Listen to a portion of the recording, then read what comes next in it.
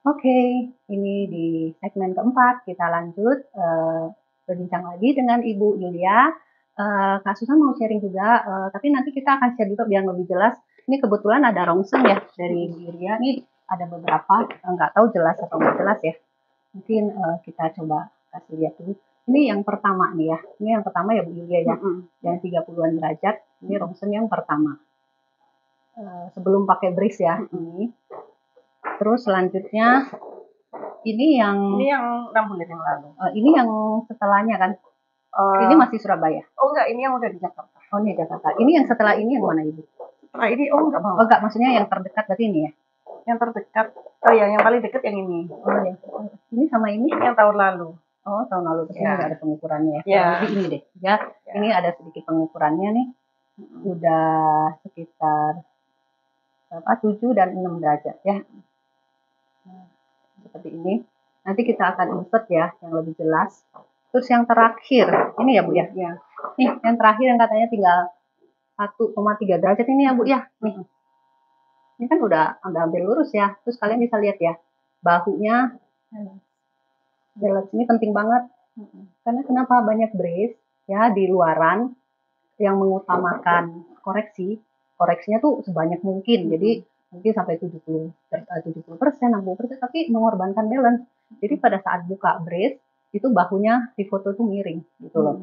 Nah, itu kurang bagus karena ada beberapa pengalaman ini kebetulan Kak Susan ingat. Jadi ada member yang dia pakai brace nih, pakai brace cukup lama, tapi sayangnya itu brace-nya itu balance-nya tuh tidak ada. Jadi tinggi sebelah bahunya sampai pada suatu saat dia harus operasi karena kan brace ini sebenarnya untuk menahan ya, bukan mengkoreksi. Kalau ada yang berhasil koreksi itu adalah bonus. Dan yang lainnya itu biasa untuk menahan supaya dia nggak bertambah progresnya. Dan yang itu yang pakai brace tidak balance harusnya akhirnya kan harus operasi. Dan hasil operasinya itu tidak sebagus yang tidak pakai brace. Jadi ini ada dua anak nih, misalnya yang satu pakai brace yang tidak balance itu. Yang satu anaknya itu belum pernah pakai brace karena baru ketahuan skoliosis, jadi belum sempat pakai brace dan usianya udah tidak memenuhi kriteria pakai bracing. Dua-duanya operasi di saat yang sama, derajatnya kurang lebih hampir sama, umurnya kurang lebih hampir sama, hasil operasinya yang tidak pakai brace itu jauh lebih bagus. Bahunya balance habis operasi. Yang pakai brace yang tidak balance itu ada sedikit tidak balance hasil operasinya, dan menurut dokter itu dikarenakan dia sudah terlalu lama memakai brace yang tidak balance sehingga mungkin udah agak susah untuk dikoreksi. Sedikit sekali sih memang tidak balance-nya, tapi ya kita tanyakan ke dokter salah satu alasannya itu.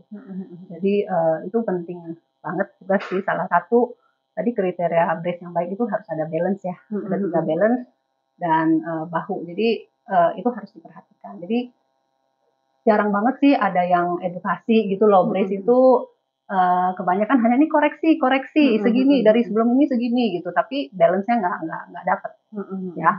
Oke, itu soal brace ya. Oke, kita lanjut lagi ke Ibu Yulia. Oke Bu, mungkin ini untuk segmen terakhir kita mau minta input aja atau tips dari Ibu Yulia untuk ke ibu-ibu atau mama-mama lain yang punya anak yang skoliosis, apa yang harus mereka lakukan sesuai dengan experience yang Ibu lakukan, karena Ibu sekarang termasuk udah berhasil ya, walaupun masih panjang perjalanannya, masih berapa tahun lagi, tapi setidaknya Bu Julia sudah on the right track ya, udah bener, tinggal dilanjutin aja. Nah itu sarannya apa Bu, tipsnya? Kalau dari saya yang penting jangan menyerah ya, karena yang jangan menyerah itu bukan cuma anaknya aja, tapi mamahnya itu juga. Soalnya kalau kita tahu anak skoliosis apa ya pasti hatinya itu hancur lah ya, pasti pasti sedih lah. Nah tapi ya itu maksudnya kembali lagi, jadi kita harus tetap semangatin karena anak ini kan ya titipan ya. Jadi harus kita jaga sebaik mungkin, walaupun kadang kita capek, kita nggak ada waktu apa, tetap harus usahain yang terbaik. Jadi jangan nyerah untuk mamanya juga. Biasanya kalau anak udah kayak marah-marah gitu kan, kayak mamanya itu juga kayak udahlah, tapi jangan seperti itu, karena ini untuk jangka panjang juga, bukan cuma ngomong kayak 5-6 tahun ya kan. Tapi sampai dia umur 30, sampai umur 50 gitu kan. Betul. Panjang banget gitu untuk kebaikan jangka panjang. Ya, gitu. worry orang tua itu sepanjang umur hidup Iya, kayaknya ya. betul. Apalagi kalau ada gini kita pasti worry-nya lebih lagi. Ya. Cuma mungkin Kak Susan bisa tambahkan dari tadi bincang-bincang Kak Susan sama Bu Yulia itu yang bisa Kak Susan tangkap itu satu, Bu Yulia itu nggak cuma percaya satu dokter.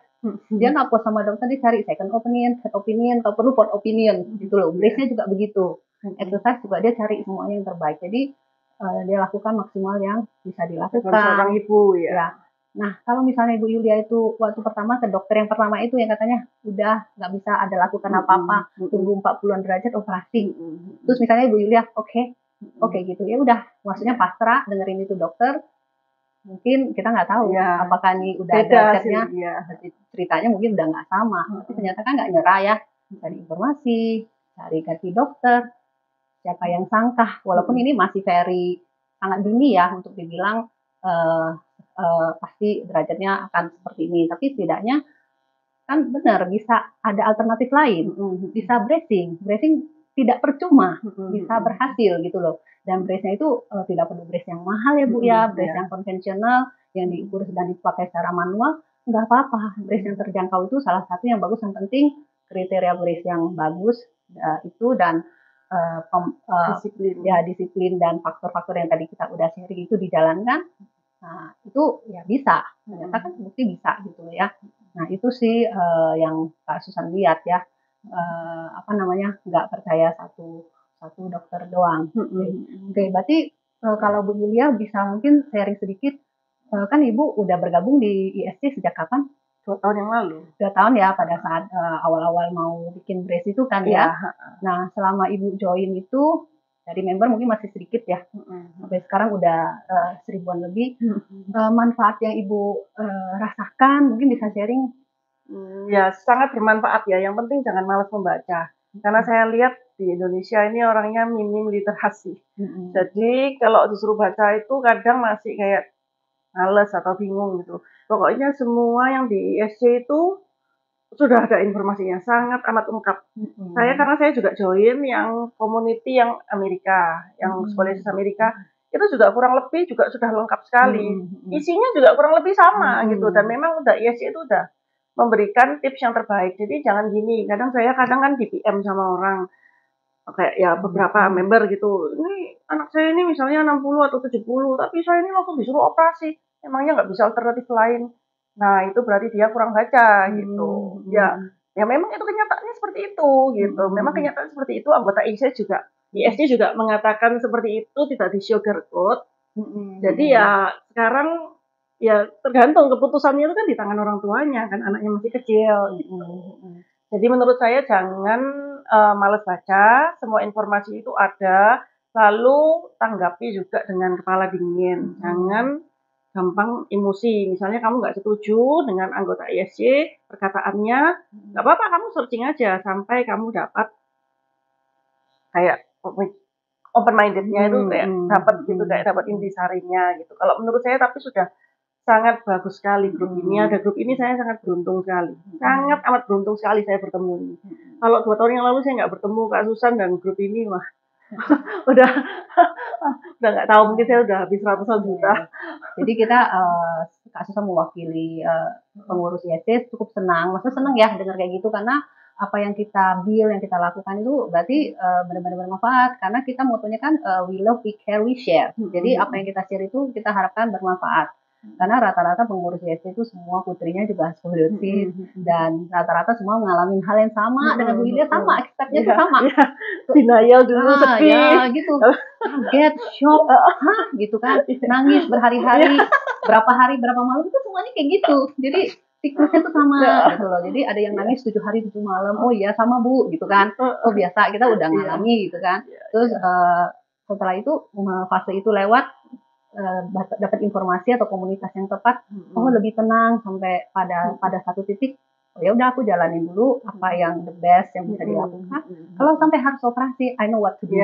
Sudah ada banyak informasi yang cukup yang maksudnya bisa itulah, maksudnya informasinya bukan yang sesat ya. Kita tuh di sana kita sharingnya banyak sharing pengalaman, Mm-mm. terus juga informasi dari dokter. Maksudnya kita tidak boleh sharing yang hoax atau apa atau marketing produk-produk itu tidak boleh gitu loh ya. Nah, jadi apa namanya, kita seneng sih kalau memang member kita banyak terbantu. Oke, jadi saran Ibu untuk apa namanya, ada lagi yang mau disampaikan mungkin untuk ibu-ibu yang lain? Yaitu tetap semangat ya, dan selalu cari informasi sebanyak-banyaknya. Jadi harus punya hikmat. Jadi kita tuh banyak informasi, tapi kita harus bijaksana di memilih mana yang terbaik untuk putra putri kita. Oke, itu aja Bu Yulia. Oke, mungkin untuk segmen kali ini kita tutup sampai di sini. Buat kalian yang punya putra putri skoliosis bisa bergabung di Indonesia Scoliosis Community. Caranya bisa cek ke Instagram kita Indonesia Scoliosis Community. Di situ di biodatanya ada link, bisa diisi dulu Google Form-nya. Setelah itu nanti akan direview datanya. Kalau misalnya datanya valid, nanti akan dijapri untuk masuk ke Telegram, dan kita wadahnya itu di Telegram ya, jadi bukan di WhatsApp karena udah nggak bisa nampung ya, jadi udah 1000-an. Sebelumnya memang awal-awal di WhatsApp terus kita pindahkan, jadi harus punya Telegram dulu baru bisa gabung. Terus harus yang bergabung ini hanya terbatas pada yang skoliosis, yaitu skoliosis dan keluarganya, yang lain-lain itu nggak boleh ya, dan karena bahasan kita hanya seputar skoliosis ya. Oke, jadi itu aja. Semoga sharing hari ini berguna buat yang skoliosis, buat orang tua yang skoliosis yang masih berjuang, yang masih bingung, masih sedih, ya kan, yang masih juga mencari-cari brace, ya.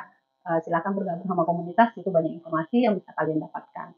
Oke, sekian untuk hari ini. Salam sehat semuanya. Bye-bye.